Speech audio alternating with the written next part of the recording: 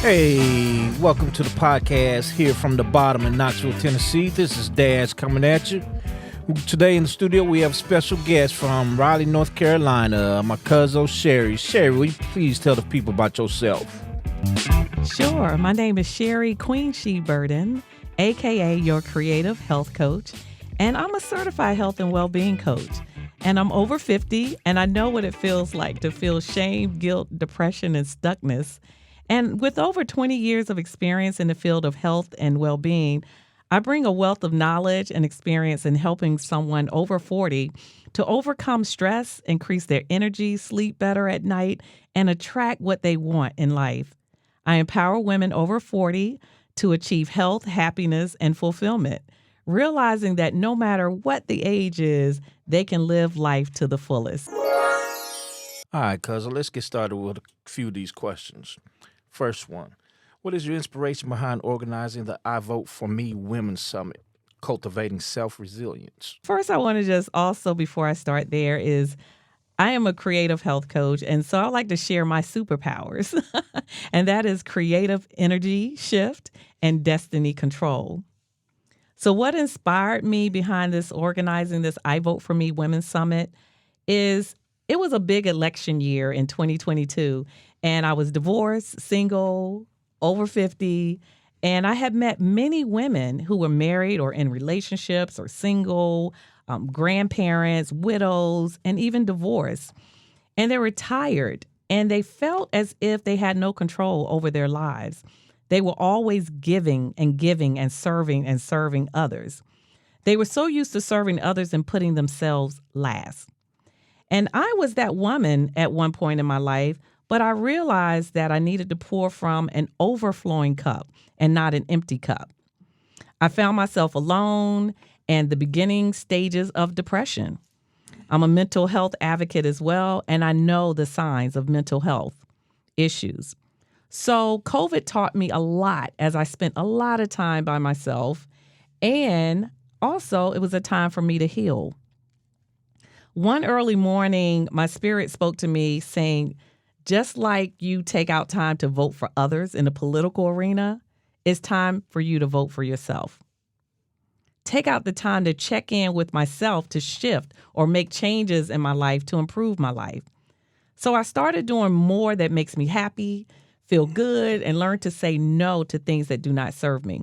I started attracting more of what I really wanted in life. I wanted to share with other ladies that it's okay to put yourself first.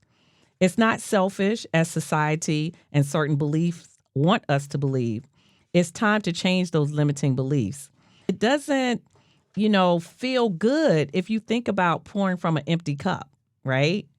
So our children, our significant others, and those around us, they usually can feel that stress and anxiety around us when we're not pouring from an overflowing cup. And that's where I try to keep myself, is pouring from an overflowing cup and not an empty or dry cup. I wanted to start a new women's movement that would inspire women to start showing themselves self-love. After showing self-love to yourself, I felt like that would open up the doors for cultivating self-care, self-worth, self-resilience, and all those other selfies. Sherry, will you elaborate on the difference between a overflowing cup and a cup that's full? Yeah, I think that the way that I feel, if you think about if you have too much gas in your car, right? And sometimes you want to fill your tank, but it's just enough for you to take care of your car. But if you have that overflowing of the gas, you don't want it to spill out and be wasted. So you want to have that overflowing and give it to someone else, right? So it's not wasted. And so that's how I feel about the overflowing and the difference between just getting it full. I feel as though some people may feel sometimes before they start giving, say you have your grandkids, right? So someone has grandkids and they may have reached a point in their life where they're feeling good. They're doing everything they want to do. And then all of a sudden it's like, okay, the grandchildren come in place and they feel that obligation of, I'm a grandparent, so I'm supposed to make myself available. But they have to make sure that they are ready to take in more. So always putting themselves first so that when they spend that quality time, it is quality time with their grandkids or with whatever it is that they want to do in addition to outside of themselves. Let me ask you, Earlier, you had mentioned your divorce. Were there any signs or anything you could see that gave you a sign that things were coming to an end? Anything that might be able to help other women see things in their situation? Yeah, I would definitely say that I wasn't aware at the time. As I look back over the different things, we don't pay attention to our intuition until afterwards. So I learned a lot as I look back. I can say, yes, there was definitely a lot of signs. And one of the things that I take responsibility in is that I had choices that I could have made that were differently to make life better.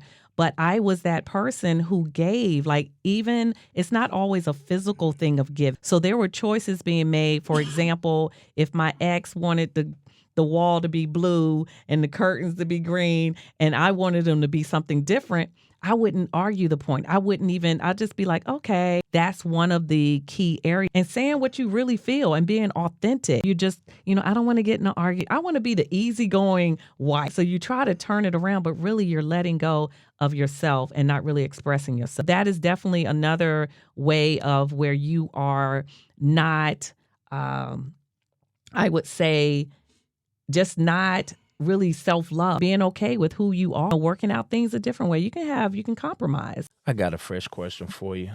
What are your goals and objectives for this event? Well, I want to provide an easy way or access for women to heal by getting information from other women. And I want it to be from women all over the world so that we know that we all have this connection. We all have these issues that are in common, no matter the race or age or what region you're from. So 2 years ago, we focused on self-love, cultivating self-love at the Women's Summit. And this year we'll be focusing on self-resilience. Now, many people think resilience is just about bouncing back from adversity, but it's also about thriving in the face of it. So might I add that this event is virtual and it is free. I want to also celebrate women from all over the world, celebrate their strengths, their determination and resilience of women from all walks of life. This summit aims to empower and inspire each and every one of you to embrace your inner resilience and overcome any challenges that come your way. Now, at the end of this Women's Summit on self-resilience, we hope that everyone leaves feeling inspired, empowered, and equipped with the tools to cultivate your own self-resilience. Do you believe that we get more resilient as we get older, or possibly we just have to try a little bit harder to be resilient? I feel that even as children, we can show resilience. There's so many of us, we have a story. We've all gone through something because none of us are perfect and our parents weren't perfect, right? So we had to experience some challenges which shows resilience. Now, whether we were able to put a title to it, we couldn't at that time. But if we look back, I believe resilience is definitely something that once you become aware, so I think it's just practicing that self-resilience, learning from others' experiences and saying, okay, this is some steps that I can take to become more resilient. But there's definitely a lot of ways that people are trying to learn to be resilient. It is something you can learn. What does the phrase false sense of resilience mean to you? Oh, that's easy. It's someone wearing a mask. We see it all the time on social media. You see something, they look like they strong. I used to be that person, that mask, and I'm always smiling and motivating other people. And they go, oh, she got it. She can get through anything.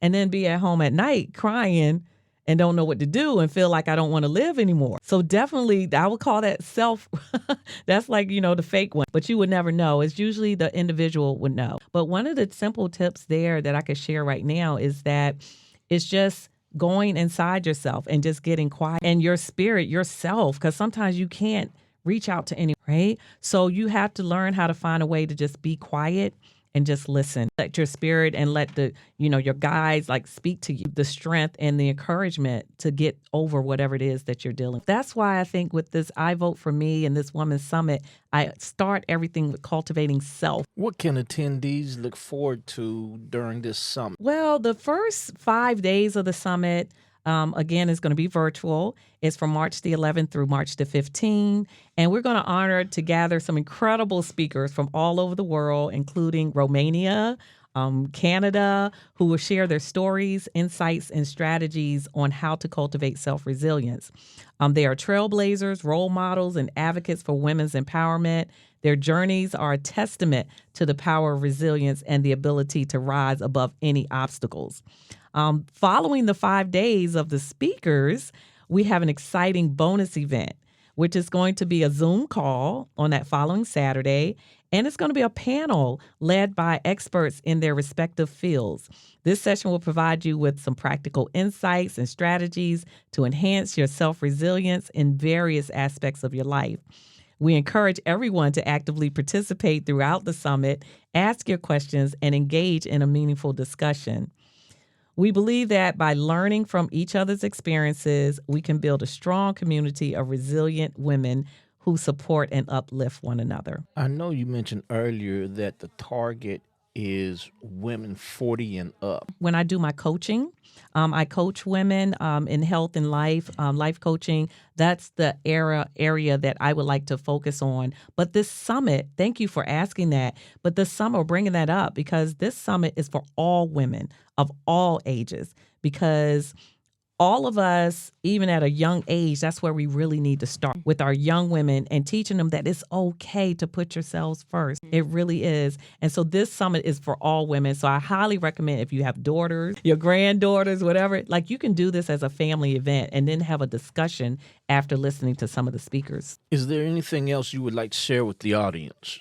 Yes, you can connect with me and get a free 15-minute Look and Feel Fabulous Breakthrough coaching session, and more information about the summit on Facebook or Instagram at QueenSheVisions. That's Queen, S-H-E, Visions with an S.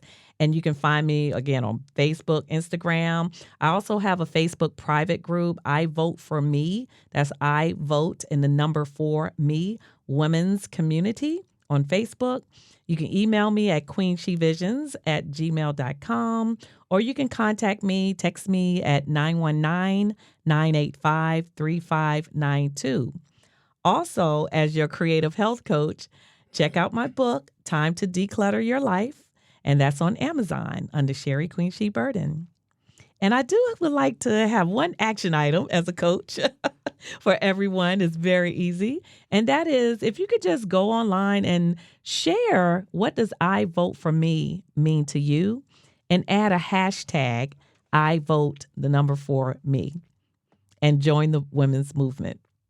And finally, I do want to say thank you, Dash, the podcast producer, and the bottom staff here in Knoxville, Tennessee, for this opportunity to share my event and just share from my heart how I feel about supporting women with your community. I really appreciate it.